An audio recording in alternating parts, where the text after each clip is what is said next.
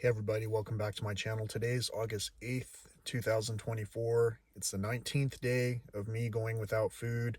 The last time I had any food, I was in Yellowstone National Park.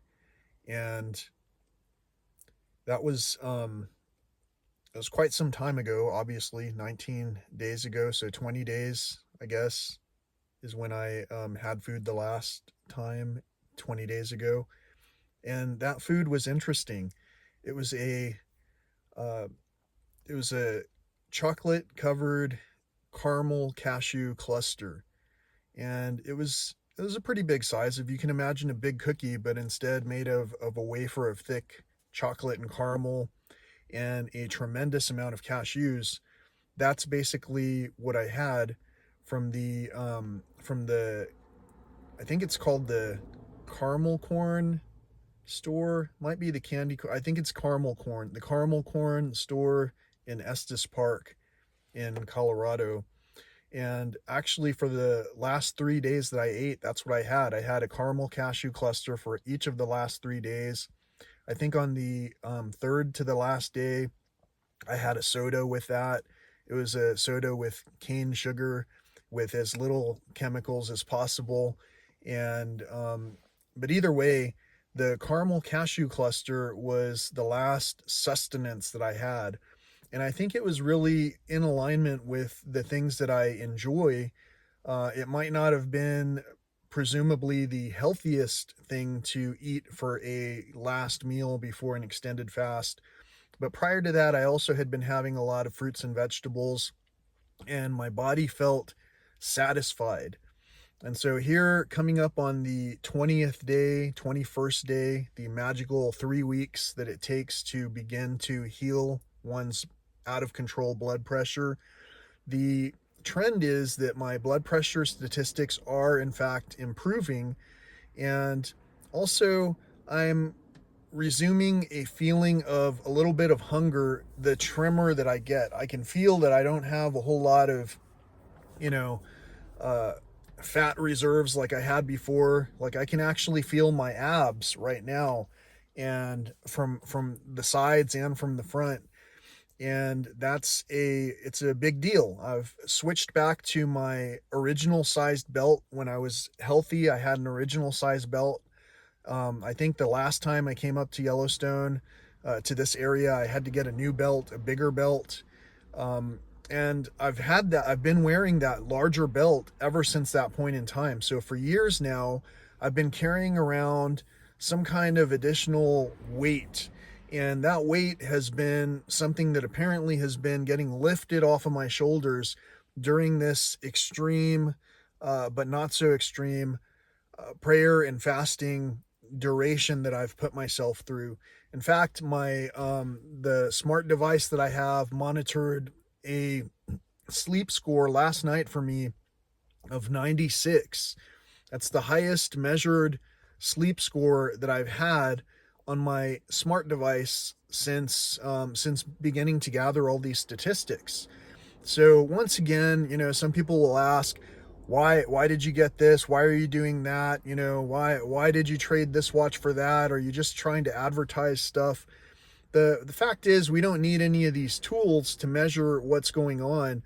We can just go into our process of fasting. Some people may not have had such an excessive amount to lose, or to sustain them through this duration of time. So maybe fasting is not, for an extended amount of time, is not the answer for some people.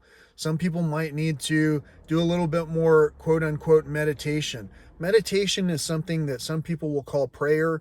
Meditation is something that some people will call sacrilegious.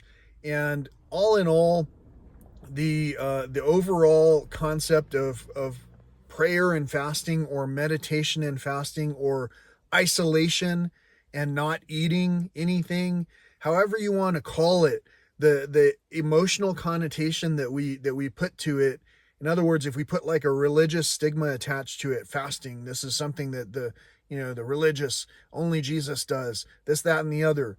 The truth is, if you do a little bit of research, using that magical device that you have, and search for fasting, extended fast, medical benefits, extended fast, just basic keywords and elements in search of information, you might find that fasting is absolutely a restorative process that can sharpen your mind, definitely sharpen your body.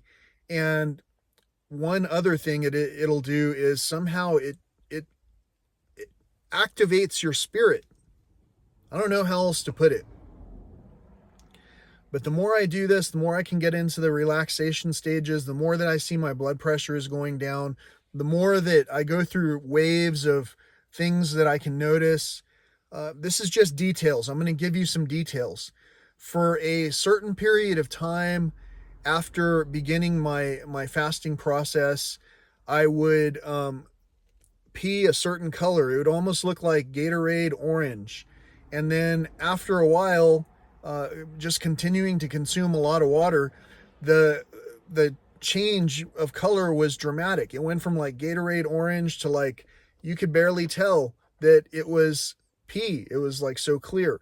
And so occasionally I'll go through waves of that where it'll get a little darker and then it'll resume to its previous clear color. Those are layers of things that I'm shedding from, that I'm expelling from my body. And some of those layers I may not ever be able to reach unless I really reach and dig deep to remove those things, from those elements from my body. So there are still layers that I can feel. Again, I haven't lost all of my excess energy. And so I can do this for longer, as long as I can mentally continue to choose to actively do something that I've been kind of programmed to do practically since birth. Many of us have been programmed to just consume since birth. We consume, we find that job that basically gives us a little bit of security, and then what? We save up to retire, to do something. Well, let me tell you, while I observe all of the wildlife in this national park, or I should say lack of many of the animals and life that used to be here, I'm a little concerned that many of us who are practicing the old model, continuing to try and save for some future, might be coming up a little short. So for a lot of us, monetarily, we're coming up short. I know I, for an example, could certainly use some kind of a constant guaranteed income. However, health is wealth. And as I restore my health, I anticipate that my wealth will continue to restore itself just the same. I have faith. So a lot of people watching this channel, you can kind of get into it, kind of tune out. You're not really sure what you're listening to. Is this about wildlife? Is this about an advertisement for this device or the other? You know, really, if you just listen to the words, and if you could concentrate without trying to comment actively on something at that moment, you would be able to recognize that we're talking about a circumstance that we are all interwoven into. So with that little tidbit in mind, I believe I'm going to drive over to Canada and enjoy the international park that is known as Glacier International Park. I can't remember exactly what it's called on the Canadian side. All I know is that there are aspects that have put me in this place to try and deliver a message of well-being, a message of mindfulness. Many of us that are in this place don't even know that there used to be wildlife that should be all over this park. A lot of people are just taking little boat excursions, driving around on sightseeing tours, stopping to take pictures of waterfalls off the mountain, driving loud motorcycles through here, never once thinking that there used to be wildlife here.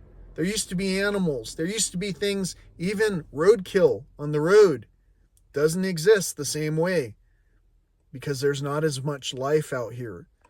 So if ever there were a time to take pause, to take a break and stop consuming and just maybe mourn with everything out here that's not able to feast at the same time, maybe we would recognize the pain in one another's livelihoods. So until next time, I hope this makes sense. If not, don't worry about it. It's going to be making dollars for me, and that's really all that matters, I guess. Health is wealth. As long as I'm healthy, I can send you positive intent, well wishes, and also I can help you with your struggles. So thanks for helping one another to achieve the best versions of ourselves that we can possibly achieve. Thanks for reading between the lines and understanding that people evolve, and thanks for forgiving one another. That's basically the most critical element of the healing process. So a lot of people have told me I need to let go of certain things. I've already let go of these things, but what happens when you let go of some kind of an action? What happens when you let go of some kind of an observation of someone and they continue to treat you the same way? Even indirectly, by shunning you from their groups. Well, I'll tell you, I've been banished from my family, but my family didn't help me regain my health. My family has been having trouble with their own health. A lot of people are sitting there judging, critically judging, in critical condition. But prayer and fasting, that's basically one way to reverse these illnesses. I've already lost too many family members to inconclusive results, most likely stemming from complications due to poor eating and poor lifestyle decisions. Enough with the poverty. Let's start moving into a new era. Until next time, peace, love, and all that old school stuff.